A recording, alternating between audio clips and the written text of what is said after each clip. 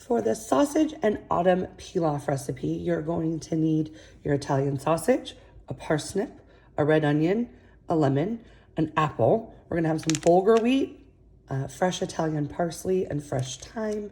We have a chicken stock concentrate, a spice blend, some sour cream, and then our additional ingredients is gonna be a little bit of oil, salt, and pepper. And then you're gonna need a cup of water for your bulgur wheat, and then a little bit of extra water to make your sour cream sauce. So I have washed and dried all of my produce, and I have turned on my oven to preheat at 425 degrees, and I adjusted one of the racks so that it was at the very top rack of my oven. So I'm gonna start by prepping my apple, and you do not need to peel the apple. However, if that is your preference, you can do so, but we don't want the core or the seeds. So the core is found right here. So what I like to do is cut around the core.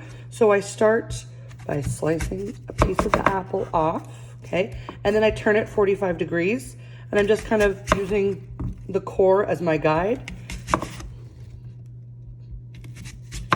And then I'm left with just that core that has all the seeds and stuff in it. If you want, you can snack on this.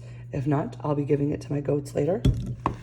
And so now always take your flat surface, and we're gonna cut these into like fairly large, about 1/2 inch slices, because these are gonna go into the oven. So we don't want, if you slice them too thin, they're going to just kind of disintegrate and turn into like an applesauce.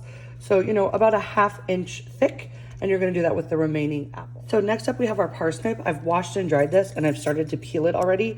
It is a little bit tougher to peel than a carrot per se. And a parsnip actually is related to a carrot, but as you can see, it's a lot starchier. So it has the texture more of a potato. And I just was peeling this into my little garbage bowl.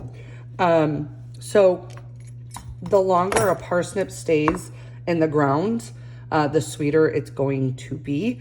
And it is a winter vegetable. So it's grown in like a colder soil. So I'm just gonna start by cutting off the top and the bottom.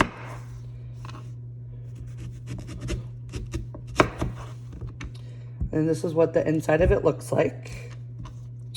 So because this is fairly large, I am gonna cut this in half. If you have a smaller parsnip, you can choose however you like to cut it.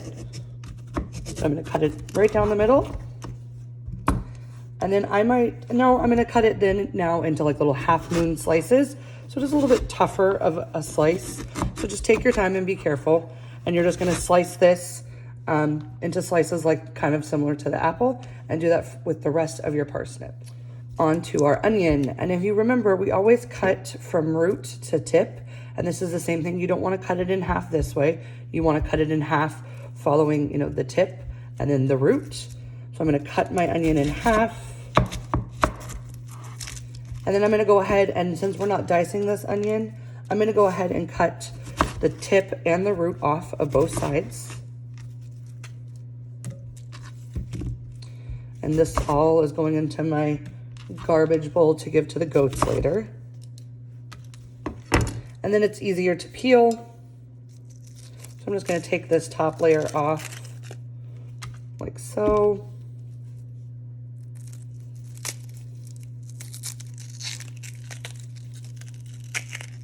All right, so now we really wanna slice our onion into the same kind of size that we sliced our apples and our parsnip, because you want everything to cook at the same time. So if we cut this too thin, it's gonna start to get really overcooked in the oven. And if it's too thick, it's gonna be raw in the middle. So we wanna cut it, you know, very similar to the way we've cut our apples and our parsnips, into about a 1/2 inch slice like so. And so I'm just gonna do that with the rest of my onion. For our fresh thyme, we're gonna take a couple of the sprigs and we're gonna set it aside to cook with our bulgur. And for the rest, we need about 1 teaspoon of the leaves. So you can see that the stem is actually very, very thick. You don't want any of the stems. So what you can do is if you hold near the top here and you just carefully pull down, it removes all these nice tender leaves. And at this point, you don't even need to do any further chopping. And so we need about a teaspoon. So it looks like one of these large sprigs is gonna give me about the teaspoon that I need. So there you go, just like so. Next, we're gonna prep our Italian parsley. Italian parsley looks very similar to cilantro, but it has a very different taste. And this is actually also known as flat leaf parsley. There's another variety called curly parsley. You might have seen this sometimes as like a garnish on a plate. So Italian and flat leaf parsley are one in the same. And just like with our cilantro and our thyme, we don't want any of these stems. So I'm just gonna cut kind of the leaves off. And this is, the parsley is gonna be for our garnish. So you just wanna get some of these leaves and then just give them a good little mince. And you don't wanna chop too much because you're just gonna bruise the leaves. So just a nice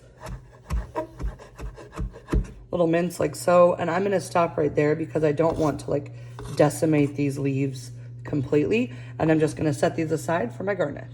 To cook our bulgur wheat, you're gonna need a saucepan that does have a lid, and you're gonna add your bulgur to the pan. Bulgur is, it's cracked wheat, so it's the whole grain of a wheat kernel.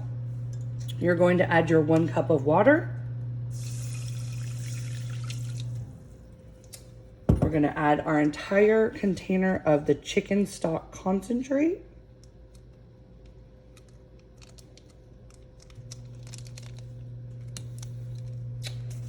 You're gonna add half a teaspoon of salt.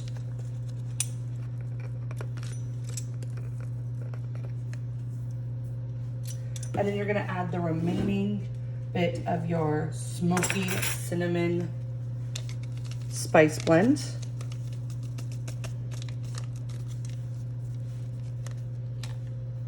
Add a small pinch of pepper. And now I'm going to turn my heat up to a high because we're gonna want to bring this to a boil before reducing the heat to a low and covering it. I have stirred up my mixture and I need to add my fresh thyme. I forgot about that before I turn the heat on. So just go ahead, you can add that entire sprig of thyme and we're gonna remove that before serving. So just let this come to a boil and then we're going to cover it on low. My bulgur has come to a boil, so I'm gonna go ahead and I'm gonna take my lid and I'm gonna cover this and I'm turning the heat down all the way to low. We're gonna let that cook for about 12 to 15 minutes until all the water has been absorbed, and then we're gonna remove it from the heat, but keep it covered.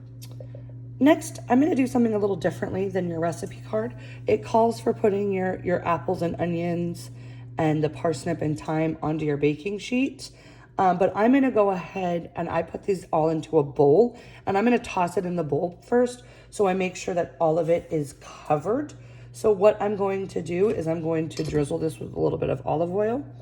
I actually had an extra apple lying around, so I added that. If you had a carrot, you can do that, even maybe a little bit of potato. Feel free to experiment. Just make sure, like I said, you're cutting uniform so that they all cook at the same time. And you definitely don't want to use something that's like too soft. You want something that has, that's kind of hearty so that as it roasts in the oven, it doesn't disintegrate. So about 2 teaspoons of olive oil. And then you're going to add only half of your smoky cinnamon and paprika spice blend to this.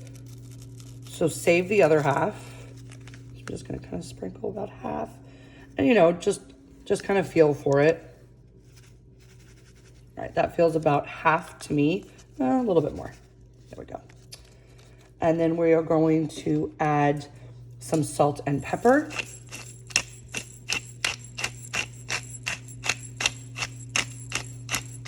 And you see I added my minced thyme to there as well. And again, salt and pepper to taste always. You can't take it away, but you can always add more. So, try and think about your own preference. So we just want to give this a good toss until everything is all coated. And that looks pretty coated to me. I have a baking sheet that I've lined with foil just for easier cleanup. But you can put any oven proof dish you can put your apples onto. Just remember to save room because the sausages will be going on here after we let the vegetables cook for about 5 minutes first. So I'm gonna put my roasted or my tossed vegetables to be roasted right onto my baking sheet. And this is gonna go into our 425-degree oven on the top rack for about 5 minutes. And then we will add our sausage. My apples and parsnips have been cooking for about 5 minutes. And then I'm just going to take my sausages and I'm just gonna carefully lay them onto my pan. And we're leaving these sausages whole for right now. And then I'm gonna put this back into the oven and cook for another 15 to 20 minutes until my vegetables are nice and tender and my sausages cook through. My bulgur has finished cooking. As you can see, almost all the water has been absorbed. So I'm gonna go ahead and I'm gonna remove that thyme sprig from it. And I'm just gonna kind of toss it, fluff it a little bit with my spoon. And I'm gonna cover this back up and remove it from the heat, but let it keep warm. For our sour cream sauce, we're gonna zest our lemon. I have washed and dried this lemon since we will be using the peel. I'm gonna be using my microplane to zest the lemon. If you don't have a microplane, that is completely fine. You can use the small holes of a box grater. Alternately, you can also use your peeler, and if you wanted, you can just peel a couple strips and then finely mince that strip up with your knife. But I'm gonna go ahead and I'm just gonna use my microplane. So when you are zesting, you wanna make sure that you're only getting the yellow. You don't want that white. So you wanna constantly be rotating it. So the actual peel has a lot of essential oils in it. But when you get to that white part, it gets very, very bitter. So that's why you don't want it. It will just add a very bitter taste to your dish. So as you can see, I'm just lightly zesting and then turning so that I don't go too deep into the skin. And I'm just gonna zest this whole lemon. I did it over a little bowl that we will be adding the sour cream to.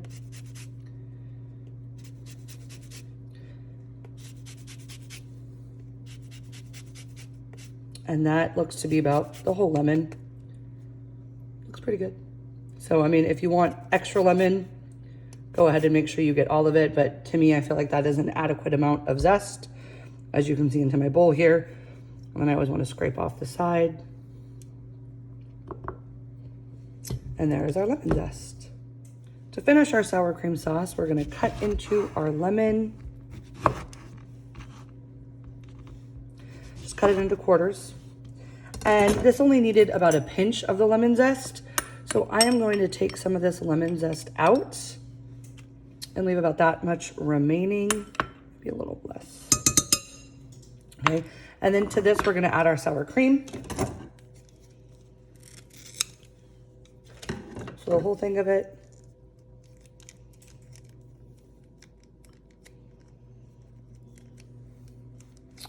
And then I'm gonna just add a little squeeze of the lemon juice. I'm gonna squeeze it over my hand in case any seeds, like a seed just did, goes in, I can catch it into my hand.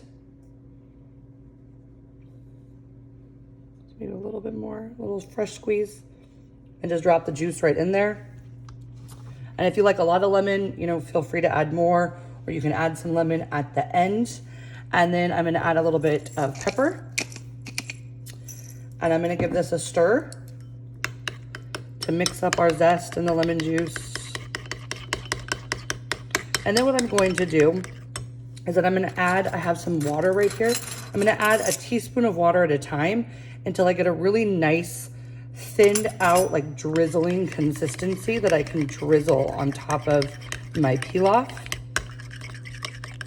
So this still is quite thick, so I'm gonna add another teaspoon of water.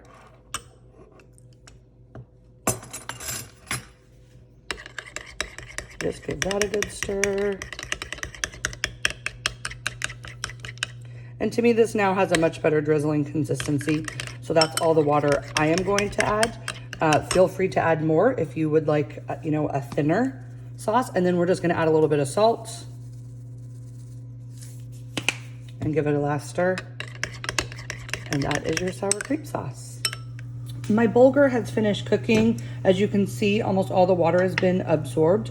So I'm gonna go ahead and I'm gonna remove that thyme sprig from it. And I'm just gonna kind of toss it, fluff it a little bit with my spoon.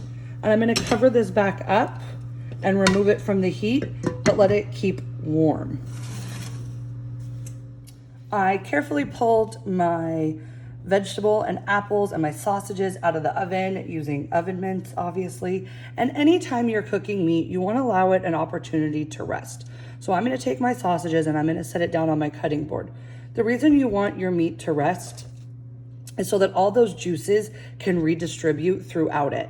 So if I were to slice into it right now, all the juices would come out and, I'd lose a lot of that flavor. But allowing it to rest for like 5 minutes will allow the juices to redistribute throughout the sausage. Also, if you're not a fan of pork sausage, you can absolutely substitute this with like a chicken sausage. There's actually like a chicken and apple sausage that I think would be really good with this. Now, you recall I had done something a little bit different and I had taken all of my vegetables and I had tossed them into a bowl. Well, that bowl, I'm gonna reuse it right now to toss my ingredients together again. And I can do that because the sausages never went into this bowl.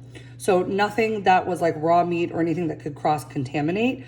I've also added the rest of my lemon zest to this bowl. So I'm just gonna carefully, start taking all my roasted vegetables and add it to here.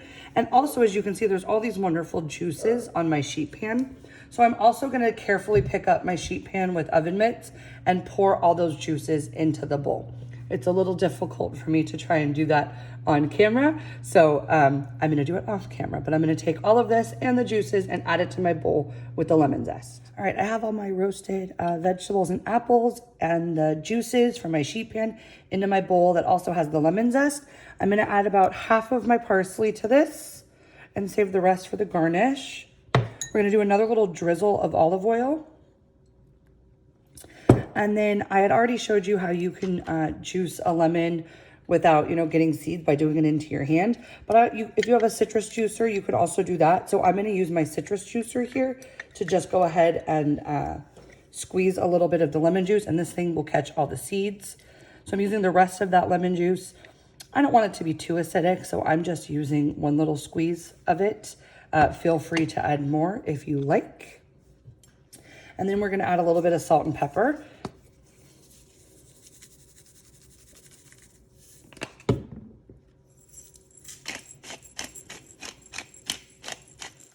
And go ahead and toss all of this together. And then what you can do is, at this point, you can go ahead and taste it and determine if it needs more salt, more pepper, more lemon juice, whatever it is that you need added. And so yeah, give it a taste and adjust your seasonings as necessary. So the last thing that you're gonna do is the creative part, and you're gonna get to plate. Your recipe card does say to add the bulgur in with the apple mixture. However, I didn't go ahead and do that because I don't want to plate it that way. So, this is your opportunity, of course, to get creative. So if you want to toss it all together, you absolutely can. So you have your cooked bulgur, we have our roasted vegetables and apples, our sour cream sauce, some parsley, and then our sausages. So feel free, to slice your sausages however you like and present your dish and take a photo and do your recipe analysis.